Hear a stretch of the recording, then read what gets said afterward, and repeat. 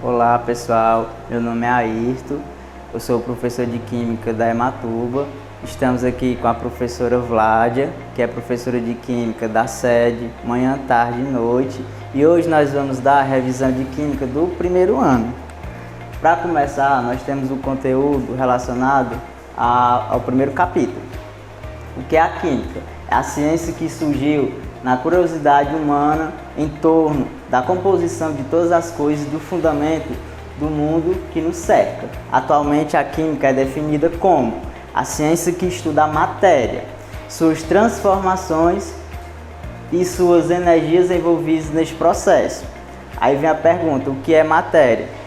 Matéria é tudo aquilo que ocupa lugar no espaço e que, portanto, tem um volume e massa. Assim sendo, a química estuda substâncias naturais e artificiais, visíveis e invisíveis, minerais, vegetais e animais. Ou seja, a química ela estuda tudo que está ao nosso redor. A massa é a quantidade de matéria que um corpo possui. Ou seja, um exemplo, quando eu vou na farmácia me pesar, eu vou pesar o quê? A minha massa. Algumas pessoas dizem que vão pesar o peso delas e tudo mais, né? Só que eu vou pesar o quê? A minha massa corporal, a quantidade de quilo que eu tenho e se eu quiser perder, a quantidade de quilo que eu vou perder, que é representado por quilograma. O volume é o quê? É o espaço ocupado por um corpo. No Sistema Internacional de Unidade é representado pelo metro cúbico. Na física é representado por V. Aqui não, aqui é representado por metros cúbicos. Um exemplo, eu vou lá na minha cisterna, eu quero saber a quantidade de água que tem lá, o volume. Eu vou calcular e eu vou ter que dar em metros cúbicos. A temperatura, que é representada pela letra T, a medida do nível de energia térmica do corpo. Ou seja, a temperatura, quando está quente, quando está frio. E assim vai.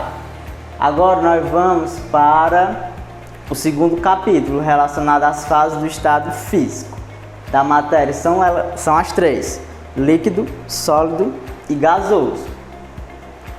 Com relação à fase sólida, ela está representada, como foi dado o exemplo aí, do gelo. O gelo ele está no estado sólido e é representado por uma grande força de atração entre as partículas. Ou seja, quando elas se unem entre si, elas se juntam e tornam a água um sólido. Na fase líquida, a força entre as partículas é menor do que a do estado líquido, o que implica em um volume definido, e uma forma variável. Ou seja, quando as partículas elas não estão muito unidas, elas estão separadas, então eu tenho o estado líquido, que eu posso representar por uma água no copo. Já na fase gasosa, eu tenho as partículas quase inexistentes, ou seja, elas estão sumindo daquele determinado local. Se eu tenho um copo d'água, eu deixo ele por um bom tempo num local, aquela água ela vai evaporar e vai se transformar em vapor. A pressão e a temperatura, que são as variáveis do estado, influenciam no estado físico em que uma substância se encontra, e ao receber ou perceber certa quantidade de calor, ela pode sofrer uma mudança de estado. Agora nós vamos ver um esquemazinho que foi feito com a professora Vládia. Então, pessoal, dando continuidade ao que o professor Ayrton falou, nós trouxemos um esquema aqui para vocês de forma simplificada para mostrar as transformações da matéria. Como a gente viu, a matéria pode estar em 3 estados: sólido, líquido e gasoso. As transformações vão variar de acordo com a pressão e a temperatura que essas substâncias sofreram. Quando nós temos a passagem de uma substância do estado sólido para o líquido, recebe o nome de fusão. De líquido para gasoso, vaporização. De gasoso para líquido, condensação. E de líquido para sólido, solidificação. E quando nós temos a passagem direta de sólido para gasoso, o que é isso? não passa pelo estado líquido, não passa pela fase líquida, vai direto do sólido para o gasoso. Tem o nome de sublimação. E também a transformação de volta de gasoso para sólido também é o mesmo nome, sublimação ou ressublimação. Em alguns livros adotam. Um exemplo de sublimação, a bolinha de naftalina. Quando a gente colocar no guarda-roupa, ela está no estado sólido. Se vocês perceberem, com o passar dos dias, ela vai diminuindo de tamanho. O que é que acontece? Ela sofre o processo de sublimação. Está passando do estado sólido para o estado gasoso. Lembrando, sem passar pela fase líquida, tá? Então, mais uma vez, sólido para líquido, fusão. Líquido para gasoso, vaporização. Gasoso para líquido, condensação. Líquido para sólido, solidificação. E sólido para o gasoso e gasoso para o sólido sem passar pela fase líquida, sublimação. Ok, pessoal? Agora a gente selecionou umas questões para estar resolvendo com vocês. Essas questões já foram no material de estudos para vocês, tá? A primeira questão fala sobre a química, né? O conceito de química, o que as pessoas entendem por química. Certas propagandas recomendam determinados produtos, destacando que não são saudáveis, por serem naturais, isentos de química.